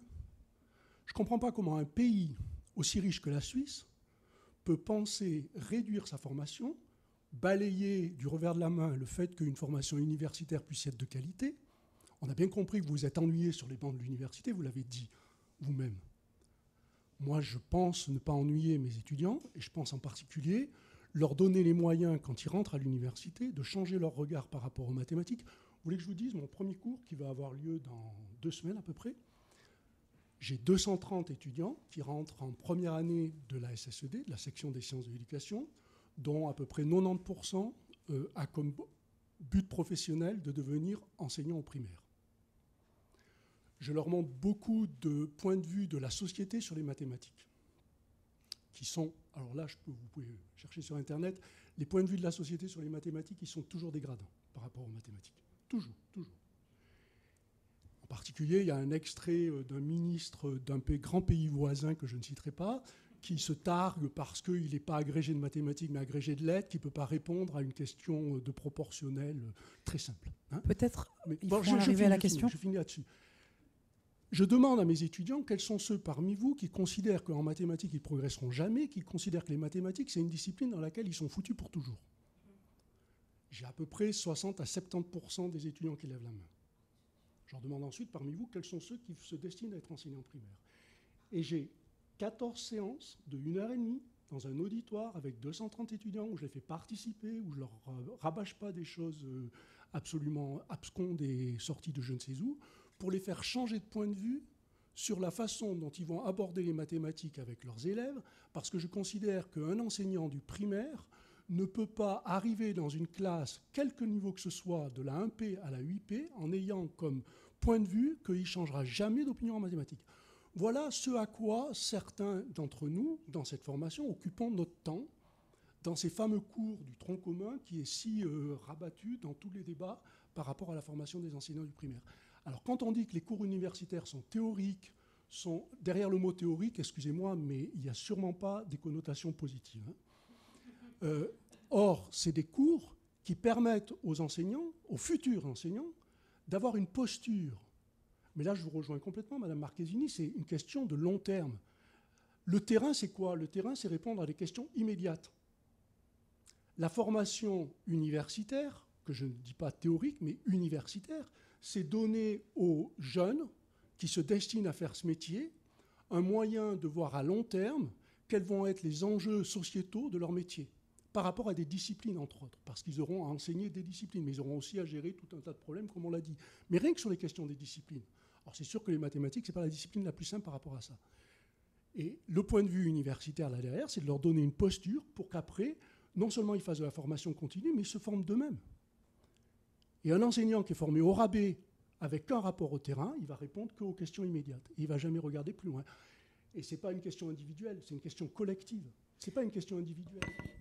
Alors, je comprends bien que vous n'avez pas de questions, c'était plutôt des remarques ou des éclaircissements.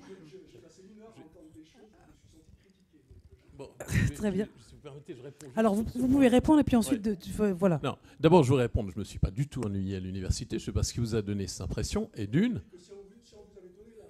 de faire une année de moins. Oui, parce que j'ai... Oui. C'est-à-dire qu'on ne peut pas être en... Très bien, mais on a aussi envie justement d'exercer sa profession à un moment, d'être dans la vie active, hors universitaire et hors académique, ça vous pouvez le comprendre. Et puis la seconde chose, non, pas du tout. Je n'ai pas dit que l'université était à rejeter en bloc ou qu'à l'université c'était purement de la théorie. J'ai dit que je parlais de la formation globalement. Et je pense que si vous êtes un bon prof de didactique de mathématiques, ce dont je ne doute pas, il n'y a qu'à vous entendre, parce qu'on voit que vous avez ce talent pédagogique. Voilà, vous voyez, je vous fais des compliments maintenant, ne me dites pas que je vous critique. Bon. Mais vous seriez un excellent prof dans le cadre d'une formation qui pourrait très bien se dérouler en HEP aussi, ou dans un institut de formation pédagogique qui serait à la fois... Non, parce que je ne serais pas le chercheur que je suis. Et mon enseignement, il repose sur mes... Vous pourriez faire un mi-temps. Il repose sur mes engagements internationaux et que je n'aurais pas si j'étais dans une HEP. Je suis désolé. C'est une différence énorme. Moi, je dirige des thèses d'étudiants je connais l'université. Oui. Qui font des recherches en didactique des mathématiques. Et tous mes collègues de la HEPVO, qu'est-ce qu'ils font? Ils ont été formés par moi. Et maintenant, ils viennent me voir pour que je co-dirige avec eux les thèses de didactique des maths. Je suis le seul enseignant de toute la Suisse à avoir, je suis désolé de le dire, mais à avoir un diplôme universitaire de niveau habilitation à diriger des recherches en didactique des mathématiques. Vous trouvez ça normal que un pays comme la Suisse ait qu'un seul prof? Non, mais alors là, le problème est largement plus vaste. Mais par contre, que des compétences existent, que ce soit à l'université, dans les HEP ou ailleurs, ça n'est absolument pas mis en doute. Le but, c'est que les étudiants et étudiantes en bénéficient. Oui, mais alors vous êtes en train...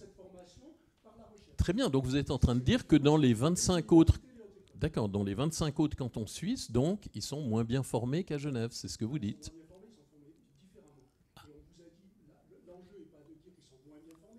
L'enjeu est de dire la formation en Genève, elle est telle qu'elle est, elle n'est absolument pas décriée par les gens qui la subissent, qui la côtoient, elle n'est pas non plus décriée par les gens qui la font, ça c'est à peu près normal, elle n'est pas non plus décriée par les gens qui l'ont eue et qui se retrouvent dans le métier. Pourquoi aller la réduire alors que ça va à l'encontre? J'entends bien que Genève veut être comme le reste des cantons suisses, mais excusez-moi, mais regardez la taille de la Suisse par rapport à la taille du monde. C'est plutôt à Genève à donner des leçons au reste de la Suisse que l'inverse. Oui, bon, bah c'est l'éternel. Excusez-moi. Vous avez compris, parce que mon accent me trahit, que je suis français d'origine, mais ça fait 8 ans que je suis devenu suisse, genevois. Bon, bah, je n'avais pas remarqué votre accent, vous voyez, vous êtes parfaitement intégré. Non, mais bon, moi, je ne peux pas, je peux pas considérer que les professeurs qui sont actuellement en poste, les enseignants et les enseignantes dans toute la Suisse sont moins bien que les enseignants formés ici. Non, mais moins bien formés ou moins efficaces. On va pas faire un deuxième débat dans le débat, donc je vous arrête. Deuxième débat. Bon, enfin, je vais quand même répondre. Voilà, ce que je vous propose, vous finissez votre réponse parce que je ne vais pas vous couper. Non, mais j'ai fini. Si, c'est bon. À ma droite, il y avait aussi une volonté de réponse. Alors, comme il n'y a eu que M. Piquefer qui a répondu et que Mme Roch ne souhaitait pas répondre, je vous propose que... D'accord. Alors, vous exprimez par rapport à Madame qui s'exprimait avant. Alors allez-y, attendez, je vous donne le micro. Oui, je ferai très vite pour répondre. Je vous remercie pour votre question. Et effectivement, on se retrouve dans un peu une symétrie. Finalement, vous avez nommé un certain nombre d'enjeux et il vous a été répondu par ma collègue Anna Rock que finalement, est-ce qu'il y a vraiment des mauvais enseignants qui viennent de Lausanne? Et moi, j'avais envie de réagir à ce débat parce que dans une institution, il n'y a pas du one-to-one. Ce n'est pas un enseignant qui vient de Lausanne qui va être moins bon, donc les parents le remarqueront, donc ils viendront vers vous. C'est que l'ensemble des écoles genevoises portent en avant ce niveau-là de formation. Et bien entendu, quand des personnes viennent d'un autre pays, d'une autre formation, elles entrent dans cette mouvance. Et je trouve très risqué ce débat, mais finalement, est-ce que je dois demander à l'enseignant s'il a fait l'école en 3 ou 4 ans, est-ce qu'il est moins bon? On est en train de stigmatiser une personne versus une autre en négligeant ce que vous avez un peu décrit, monsieur, c'est le fait que tout un corpus enseignant tire en avant et qu'on voit ça dans toutes les activités professionnelles, des gens avec des niveaux de formation divers et variés, mais on a globalement le niveau de formation Genève, les attentes genevoises qui vont faire l'ensemble de l'école et répondre à ces enjeux et tenter de répondre à tous ces enjeux. Et on ne peut pas juste dire « Ah, mais alors est-ce que le prof qui a fait l'école à Lausanne est moins bon ou est meilleur ?» Et voilà, je voulais vous remercier pour votre question et puis peut-être apporter un autre point de vue que celui de toujours vouloir comparer si lui est moins bon ou lui est meilleur. Alors, il y avait une dame à gauche, oui, à ma gauche, qui voulait poser une question. Je vous propose que ce soit la dernière. Et puis que vous continuiez après, avec un verre à la main, sans vous les envoyer les uns les autres. Voilà, s'il vous plaît. Mais je ne doute pas que vous soyez parfaitement poli. Madame, votre question. Je vais rester polie, j'espère. Victoria Skwarkova, je suis une enseignante à l'école primaire. J'ai étudié à Prague et c'est un master de 5 ans. Donc je vous laisse, si vous souhaitez comparer, c'était il y a très très très longtemps. Je ne travaille plus dans le métier. Les raisons sont autres que la durée ou la qualité qualité des études. Moi, j'aurais des petits commentaires et 2 questions. En fait, le débat sur la durée, moi, j'aurais plutôt envie d'ajouter encore des années, surtout pour des questions que quand j'ai, moi, fait des études, il me manquait des choses que ensuite j'ai appris soit en pratiquant ou en formation continue. Et ça aurait été bien si c'était déjà dans la formation et ensuite aussi, de nouveau, dans la formation continue.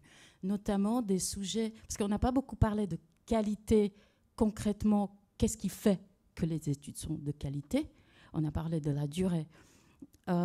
Donc, notamment des questions d'avoir accompagnement pour que les enfants puissent avoir le temps de se rencontrer eux-mêmes, de se connaître eux-mêmes, d'avoir des bonnes relations avec des autres, gérer les conflits, accueillir des émotions, avoir le lien avec la nature, travailler en équipe, tout ce qu'on aller vers la transition écologique, etc., tout ce que demande notre société. Est-ce qu'on prépare vraiment les enseignants pour ça, pour qu'ils puissent préparer pour ça les enfants? Vous nous aviez donc ça, dit c'est un petit commentaire. Alors voilà. maintenant, peut-être les questions. Alors, des questions, il y a 2. Et à qui elles sont adressées? Alors, celle-là, à tout le monde. Est-ce que vous avez justement parlé avec les étudiants qui ont étudié à Genève et à Lausanne et en Suède ou des pays scandinaves où elles sont connues pour les meilleurs résultats scolaires? Qu'est-ce qu'il manquait dans les études ou qu'est-ce qui était bien pour justement se dire, ah ça on peut effacer ces cours et ça on peut ajouter. Est-ce qu'il y a vraiment des études qui étaient faites?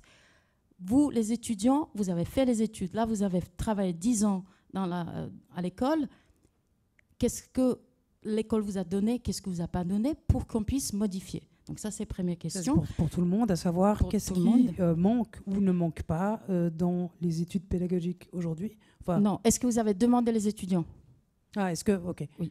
Et puis, alors la deuxième question. Et la deuxième, donc, ça adresse à Madame Roche et Monsieur Opikofer. Merci.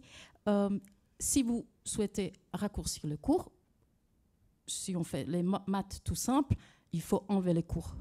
Parce que s'il sera plus court, il faut enlever certains cours. Lesquels et pourquoi?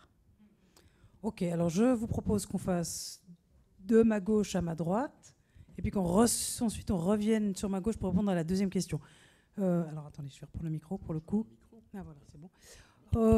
Donc Thierry Oplicofer, est-ce que vous avez eu des discussions avec... Alors vous êtes un jeune député, ça fait pas longtemps que vous êtes au Parlement et donc vous n'avez pas participé aux travaux de commission sur cette question, c'est ça? Mais est-ce que vous avez eu, vous, l'occasion autrement de discuter avec des étudiants et quel retour vous ont-ils fait?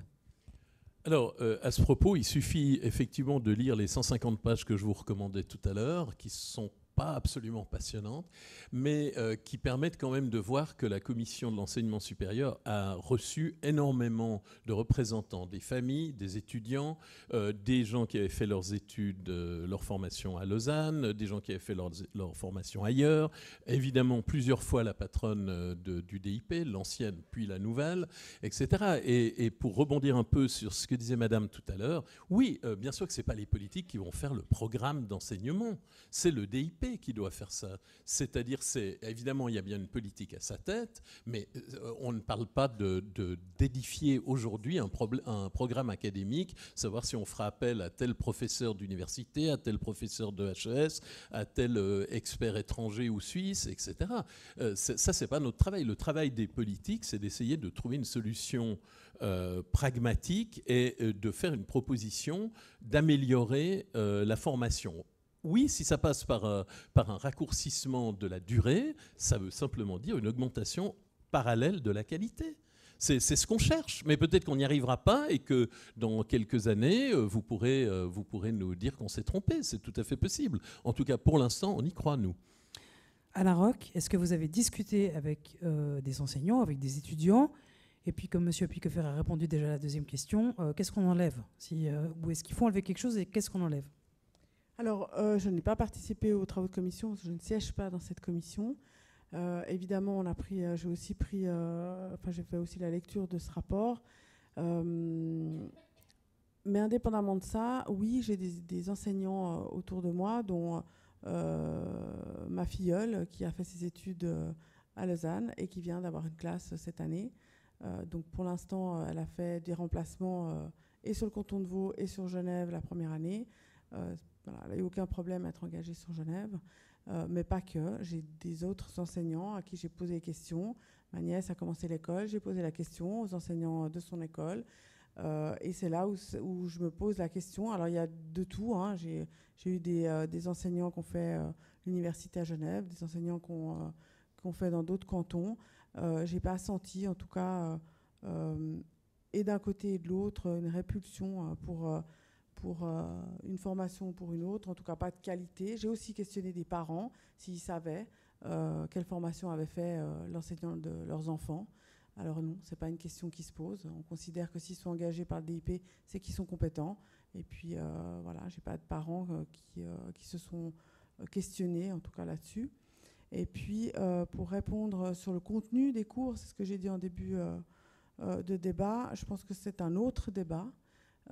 Et je rejoins Madame, je pense qu'il y a des cours qui sont indispensables, des cours qui n'existent peut-être pas encore, qui sont en lien avec notre société et notre évolution, qu'il faudrait peut-être introduire, et peut-être d'autres qui n'ont plus lieu d'être parce que peut-être un contenu de cours qui date de 15 ou 20 ans, je n'ai aucune idée, et qui doit être mis à jour. Ça, je vous rejoins, mais encore une fois, ce n'est pas à moi de décider comment le contenu des cours doit être défini, mais je pense qu'on peut tout à fait le faire en 3 ans. Francesca Marchesini, c'est bon, elle a déjà un micro. Francesca Marchesini, est-ce que vous avez eu des contacts avec des étudiants? Parce qu'on ne va pas vous demander si vous avez eu des contacts avec des enseignants. Et puis, s'il fallait enlever, dans cette question, ça ne s'adresse pas à vous, en fait. On ne va pas vous demander ce qu'on pourrait enlever. J'ai quand même un truc à répondre. Vous avez un truc à répondre, très bien. On va écouter on va écouter ce que vous allez répondre à ces deux questions. On a entendu finalement là, dans cette partie. Alors oui, dans cette partie-là, oui, parce que c'est surtout sur ma gauche, en fait, que les personnes ont été interpellées. Donc, c'est quand même assez normal qu'elles aient répondu. Tout le monde a été interpellé. Alors, sur la première question, tout le monde a été interpellé. Voilà. Allez-y. Donc, alors moi j'ai contact avec des étudiantes et des étudiants parce que en fait les étudiantes de la FAPC peuvent être membres de la SPG, donc on est quand même régulièrement en contact. On les côtoie aussi dans toutes les commissions universitaires, etc. Je croyais que vous me faisiez des signes pour faire plus vite. Okay. Alors, et quand même, j'aimerais répondre aussi à cette question du point de vue des enseignantes et des enseignants. Donc, ce qu'on constate quand même, c'est que aujourd'hui, quand on parle de « Ah, mais qu'est-ce qu'il faudrait ajouter ou enlever à la formation actuelle », ben, on voit beaucoup de choses qu'on pourrait ajouter et pas du tout, ou enfin on va dire très peu, pour être honnête intellectuellement, qu'on pourrait enlever, mais en fait, enfin je le dis comme ça, mais en vrai je dirais pas. Donc voilà. Moi j'aimerais quand même aussi répondre à l'intervention de Madame Siddiqui par rapport à, pour moi l'enjeu en fait, c'est ce que je dis depuis le début, c'est pas tellement de savoir en combien de temps on veut former les enseignantes, surtout est-ce qu'on veut les former en 3 ou 4 ans, c'est surtout l'école qu'on veut avoir pour demain et pour nos élèves aujourd'hui et surtout pour les citoyens et les citoyennes de demain. Et je pense que là, les enjeux, ils sont vraiment importants. Donc si on veut avoir une école qui se contente de reproduire les inégalités sociales, très bien, réduisons la formation, c'est pas grave. Si au contraire, on veut avoir une école qui rééquilibre les inégalités sociales, qui renforce les citoyennes et les citoyens de demain à affronter les enjeux sociétaux, climatiques, etc., je pense qu'il faut évidemment leur offrir la meilleure des formations. Et pour leur offrir la meilleure des formations, il faut que les enseignantes et les enseignants soient formés le mieux possible. Et alors, excusez-moi, Monsieur Dorier, mais c'est vrai que quand on a récolté les signatures dans la rue pour faire aboutir le référendum et qu'on essayait d'expliquer aux gens pourquoi on récoltait les signatures, à savoir qu'on s'opposait à la réduction de la formation, il ne fallait pas vraiment être un génie en maths pour voir qu'on n'allait pas former mieux en formant moins. Ça, c'est une certitude. Et je crois que je m'arrêterai là. Très bien. Et puis, alors, le mot de la toute fin pour Sophie de Morex. J'ai décidé de faire très court. Très bien, ça m'arrange. Tout le monde a envie d'aller à l'apéro. Donc, je vais détourner la première question en y répondant comme ça. Moi, ce que je constate, c'est qu'on peut penser dans un domaine qui n'est pas le nôtre, qu'on peut réduire, faire mieux et faire autrement. Est-ce qu'on se pose la question, je le redis, pour les médecins, les avocats et d'autres formations? À la deuxième question, qu'est-ce qu'il ne faut pas enlever, ou qu'est-ce qu'il faut enlever plutôt? Eh bien, ne touchons pas les salaires. Et ça, je pense que c'est une préoccupation socialiste aussi. Merci. Je vous remercie, alors en tout cas à vous 4, d'être venus ce soir, d'avoir passé 1h30 avec nous. Moi, personnellement, je suis toujours très admirative des politiques qui font ça très bénévolement, des syndicalistes qui font ça le soir aussi. Je trouve que c'est formidable. Et je vous invite tous, surtout, à aller voter le 22 septembre. C'est très important. Et il est où est Baptiste, Jean-Baptiste? Il est parti. Je pense qu'il est déjà parti à l'apéro. Et donc, je vous propose qu'on y aille tous et toutes pour pouvoir de bon cœur et qu'on discute de bon cœur. Merci beaucoup. Excellente soirée.